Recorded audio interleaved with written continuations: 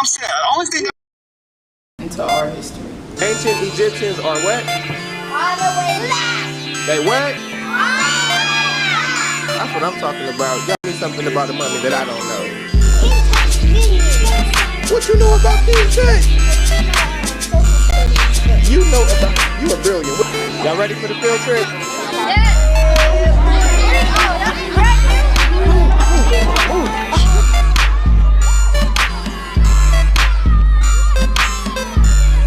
If you raise your hand if you're against it. So the kids are against racial profiling. What's happening? Who else got some ideas why we might do something like this?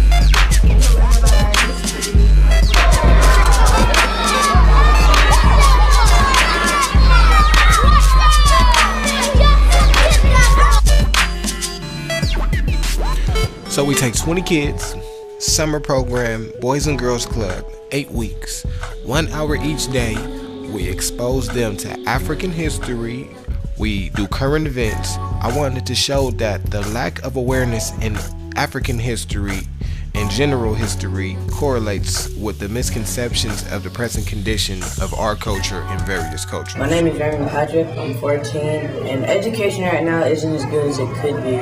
My name is Darren, and I think that education is, well, you gain a lot of knowledge to it, but then again, some schools don't really teach you the main priority of it. I just feel that education is very important. I think like nowadays kids don't think it's important as they think it should be. What do you like about school? Math and science. What don't you like about school? History. Why? I don't know. What do you learn about African people? That we were slaves. Anything else? No. What do you think about minority history, African, Mexican, Not Chinese enough history? in it. I think they should talk more about it to the kids. Mm-hmm. I think they should explore more. Yeah. Yeah, with the African American, they don't teach it as much as they should. Mm-hmm. Because everyone needs to know. Whatever race you are, everyone needs to know. Mm-hmm. Hispanic, white, black, African, every nation, every race needs to know outside their boundaries. But I think that maybe they should just spend a little more time on every culture and that culture's history so that kids can like know more and feel like it's more important. They've created a false media impression of Egypt being white. They create this mummy idea of the mummy, of monsters, you see. And you know, that these people being so strange and so different that the people watching it would never want to identify with them. So they take one of our greatest African philosophers and scientists, and a man like Imhotep, and turn him into a white man, turn him into an evil wizard, and then they feed that to our kids. And so this perpetuates the idea that Africa has no history, that Africa's made no contribution, and the only people that have ever done anything of significance are white people. Mommy is a dead person that's wrapped up into paper all over. Okay, what say it again? Egyptian. What are Egyptians? Egyptian. Hold on. Shh. Old people living in the museum. Are Egyptians black? They're white. I know about mummies because they live in a pyramid with a closed door that old people lives in, and then they come alive and chase people in the city. Why do you think mummies chase people? Because Hold on, look at me. they put this little. It's just like drug test. Why do they chase people? Yeah, why you think that? Because they try to take their brains. How you play dead mummy? Oh, it's easy. Hold on, tell me. Just tell me. Here, you lay on the ground. You lay on the ground, and then you count to 5. People walk around, and then you go sleep.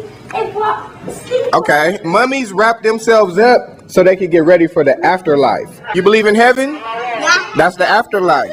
They were getting their bodies ready for the afterlife. If you do not digest healthy media, just like if you don't digest healthy food, the output is not going to be healthy. You only can act on what you know. So if you're not getting the right information, you can't be expected to act in your own interest and to act in a collective community interest, because basically you've been brainwashed because you don't have access to good information. So where are you supposed to get the black story, the brown story of what's really happening and what really happened in history?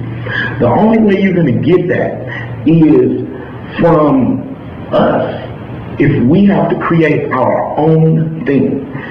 If we don't, then basically we are letting the hunter tell the story of the hunt, which means that the lion will always be the bad guy. Do you think there are more black males in college or in prison? In my opinion, I feel right now like we're striving to get more people, more black males in colleges, but in reality, I see them more in prison. Why do you think that? Because I mean, the stigma is that, you know, like black people, they're just saying, okay, go. Like the stigma that black males have is just that, like, we're always in the wrong places and just in deprived areas. I mean, I would think, just assuming that there's more black men in jail, but that's just going on be assuming, but I'm not sure. What makes you assume that? Just because they're always into stuff and just doing stuff almost because they're trying to make a statement, like that. Well, I mean, be honest. Okay. What makes you feel like that? Because I've seen a lot of them do bad, I've seen a lot of them do good. It goes both ways. It's a stereotype when they say, oh, black people are prison. That's right. Now, Same thing with Mexican. so what's your background? I'm a Hispanic. Now let's look at the most recent statistics, which is 2010. Now, if we look at jail and combine that with prison, we're going to see that 283,200 black men in jail. Now, when we look at the statistic of prisoners, we're looking at 561,400 black males. Now, when we combine that, that gives us 844,600 black males in jail and prison combined. Now, when we look just at college, let's see what we find. Okay, it's 1,185, but we have to multiply that by 1,000. 1,185 times 1,000 equals 1,185,000 black men in college compared to 844,600